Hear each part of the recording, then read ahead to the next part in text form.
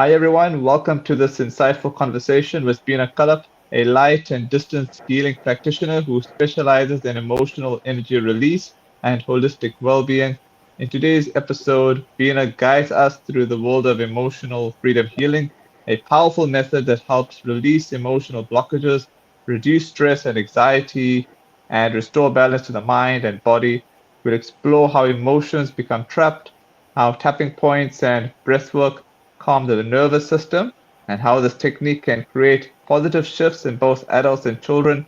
If you've ever felt emotionally stuck, overwhelmed, or disconnected from your inner peace, this discussion may offer exactly the clarity and healing insight you've been searching for. Let's begin this journey into emotional freedom healing with Bina Kalap. How are you, Bina? Hey Sid, I'm good, thanks. How are you? I'm great. I'm always looking forward to catching up with you on another topic, especially today's one. And my opening question to you, Brina, is for those who are new to it, what exactly is emotional freedom healing and how does it work? Emotional freedom healing is about stuck emotions and belief systems that a person has. And your emotion has, and before the emotion is a thought. You would have a specific thought that would create an emotion in you. Like, for example, if you and I are going to meet for coffee, it'll create an emotion of excitement and happy because we're happy to meet each other. So Mhm, our whole body feels that excitement. Our energy picks up. We would go and mhm, get ready. We would make sure we want to meet on time. We would choose a place that both of us are really happy to go to because we enjoy the coffee and maybe a snack. So that is a happy emotion. But unfortunately, recently, due to lots of different kinds of traumas that people have gone through, anxiety, job losses, COVID, losses of family members, and the negative emotions seem to have crept into communities and, basically holding them hostage. My job is to help them to work through their thoughts because where does the thought come from? The mind. Why is the mind having these kinds of thoughts that are creating negative emotions? And also, people, their emotional intelligence seems to be very weak at the moment mm, because people react quite quickly. Because, like if somebody said something and it's negative, they receive it as negative, but that person could be saying it with a lot of love. But because you are not in a good space and not feeling too good about mm. yourself, there's a reaction. All right. How can emotional energy become stuck in the body and what signs should people look out for? Like emotional energy, you see it getting stuck in the body because it's stuck in the mind already. Then it's stuck in your heart center. It would get stuck in your solar plexus. Say, for example, a husband and wife didn't have a good communication the evening before. One of them either doesn't sleep well, they ponder on what's being said. The next day, they take it to work and somebody greets them and they say, "That's my best friend at work." And then they decide to offload the conversation to the friend. The friend being the external, not really knowing what happened, the facts behind it, will now advise, and the person will take the friend's advice because she's feeling vulnerable at the moment. And the friend will say, "Ignore him, don't chat to him, or don't cook for him," for example.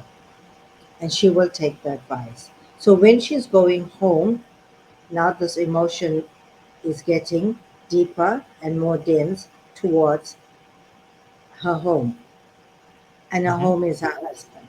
So that communication now, instead of becoming lighter, there's more depth to it in terms of thoughts, behavior, and actions.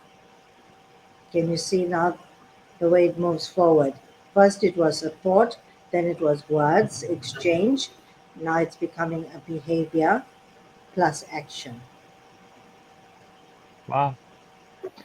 So, All can you right. see? the different Uh-huh. levels it goes through. Yeah, I see what you're saying. Yeah. So once it goes through these levels, it Hmm. becomes stuck on different emotions now is getting stuck in both of them. And yet they're in a love relationship. They're in a contractual relationship because they are married to each other. There's vows exchanged, but just a simple communication changes that and make it a dense emotional relationship now. All right.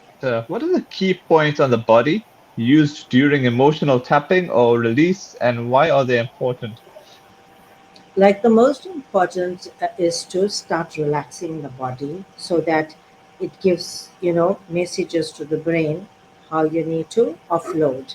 So the vagus nerve is very important and it's here just below your shoulder bone.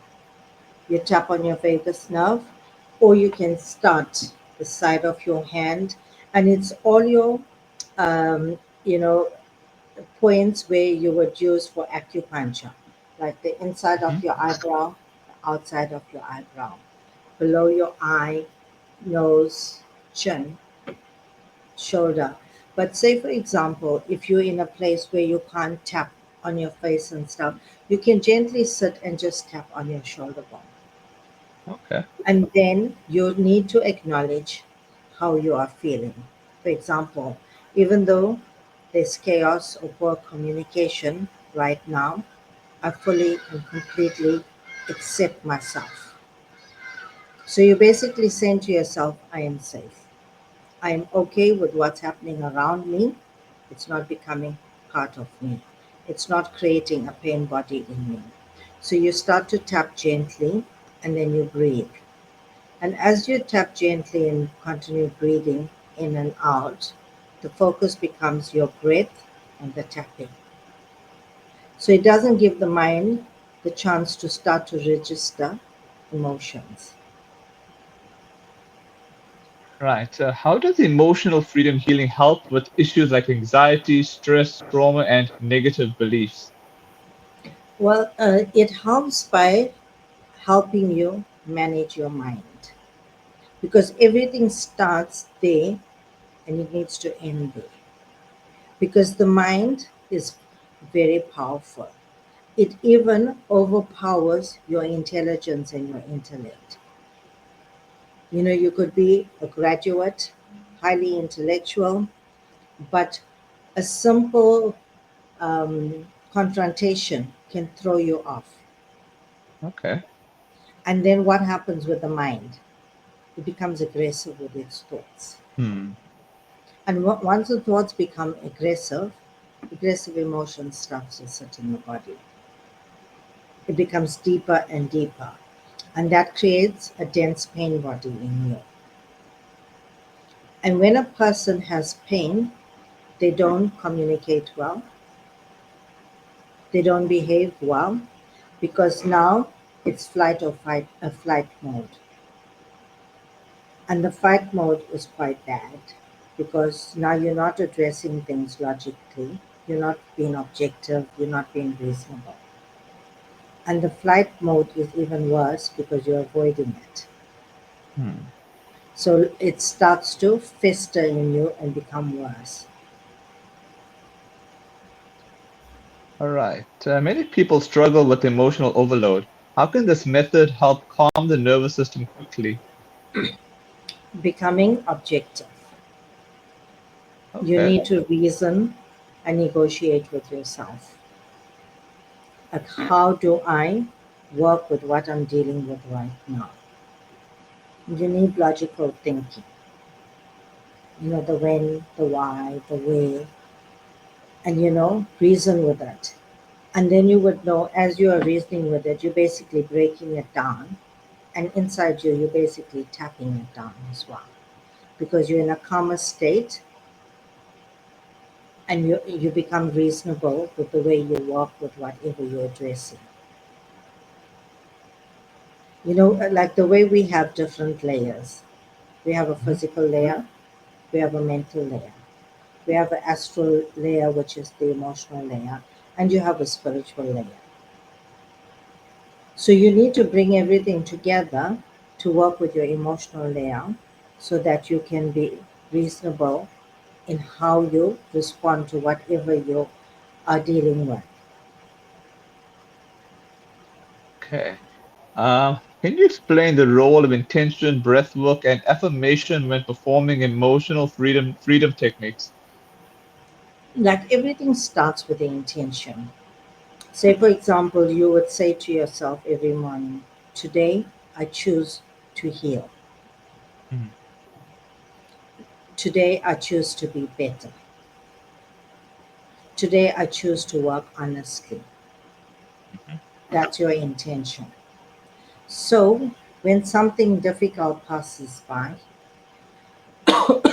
excuse me, you would stop, you would pause, you would create the awareness of what's happening, but you wouldn't manage it. So you would start to breathe. You would say to your body, I choose to relax. And as you start to breathe, hold on to that breath and then gently and slowly release, you calming yourself down. So the intention is set that I choose to work objectively and smartly today. So you all don't right. rush into whatever you have to work with. So that's how it starts with the intention. So once you get the intention right, then you are, are more calm, relaxed, and balanced. And then you'd have all the positive affirmations. Mhm. And that's how you would work with all your emotions and freeing yourself easily. Cool. How long does a typical session take, and how many sessions do clients usually need to notice changes? Well, a session sometimes can vary, like 45 minutes to an hour, because when a person is emotional, they want to talk a lot. Mm, They want to affirm and confirm their side of the whole story. And the important thing is to listen to them yeah. so that you can validate them, and then you take them through the process of how you're going to assist them with healing something. Because sometimes we have belief systems that make us believe that we are always right. Mm, But when you have to look at it logically or respectfully, it's not exactly how it is when you look at the reality of it or the factual side of it. So you got to allow them to express themselves. They need to be heard. And then you start healing them, addressing the issues, trying to find the logic for them. And sometimes it takes them at least 2 to 3 sessions, and then they start calming down, feeling better, and then managing their thoughts better, and the behavior starts correcting. all right. Is emotional freedom healing effective for children or teenagers, especially those dealing with emotional pressure? Yes, very effective. And the earlier they start, the better for them.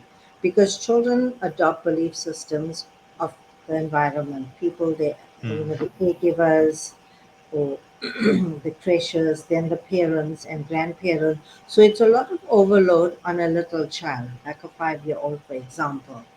And then parents and grandparents and whoever's around them manipulate children as well a lot unknowingly. They teach them to be selfish.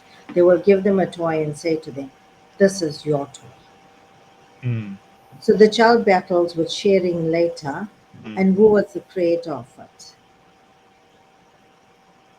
And then they would ask the child, who do you love more, mom or dad? Love should be unconditional. The child shouldn't be put into a situation like that to choose. mm, Love should be love, love should be universal. But unfortunately, this is what babies go through. mm, And adults alter children.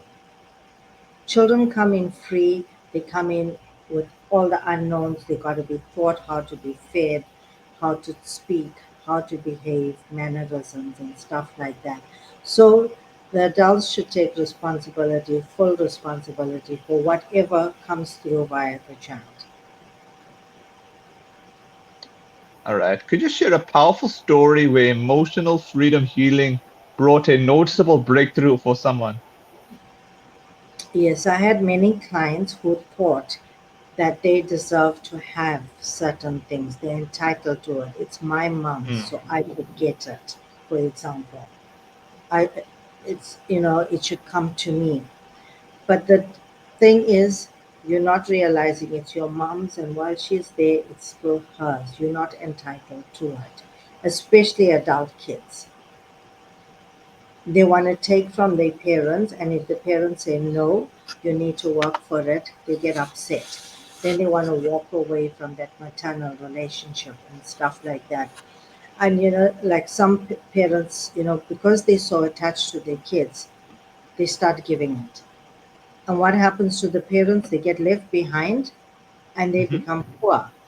And then these kids get on with their lives because you could see it when they were 21, they were not responsible. What makes you think when they're 41, they're going to be responsible?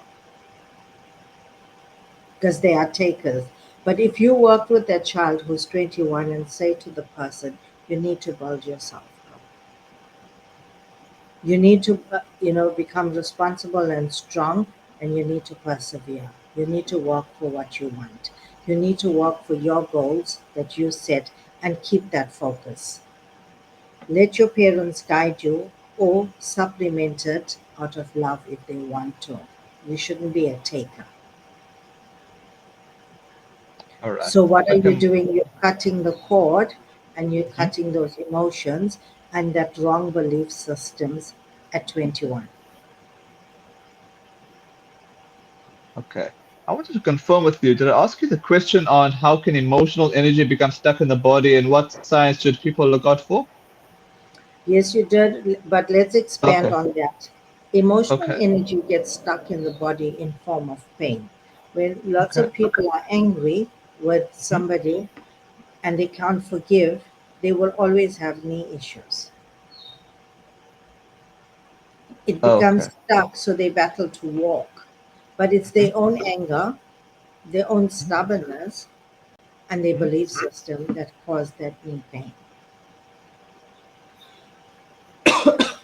So, All right. yeah, No so, problem. so that's how emotions can sit in the body. Sometimes people are so angry that they Mhm. battle with digestion problems. They have acid reflux, or their food don't digest, they can't sleep well, Mm. they overburp, and that is all anger, frustration that they're feeling towards somebody else or towards something because humans are strange. They want to have everything their way. Mm. It's all about their likes and their dislikes. But what we need to understand, everything is in a constant flux of change, and not anybody or everybody can cater to your likes and dislikes. You got to cater to that yourself.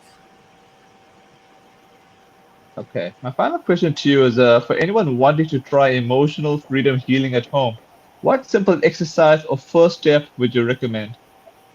The first step is to manage your thoughts. Question yourself, why am I having these thoughts? Are my thoughts honest? Am I being reasonable? Am I being factual? Is this the reality of what I'm thinking? We need to catch ourselves at the thought level because that's at the mind level. So that we don't create little stories, pockets of stories in our mind that becomes our belief system and we get stuck. Like if there's somebody walking on a ladder and they tell you don't walk under the ladder Mhm. because something could happen, because somebody had a belief system, maybe a pot of paint fell whilst you trying to go under the ladder, but you could have made the person who's standing on the ladder so nervous, and that's why he spilled Mm. the paint. Otherwise, he was fine the whole morning. Mm. By you disturbing his work, You were the creator of that. So the belief system becomes don't walk under ladders, for example. Yeah, that's true. All I gotta say, thanks so much for your time, and as usual, look forward to the next one. Thank you, Seth. Thank you so much. Take care. Bye.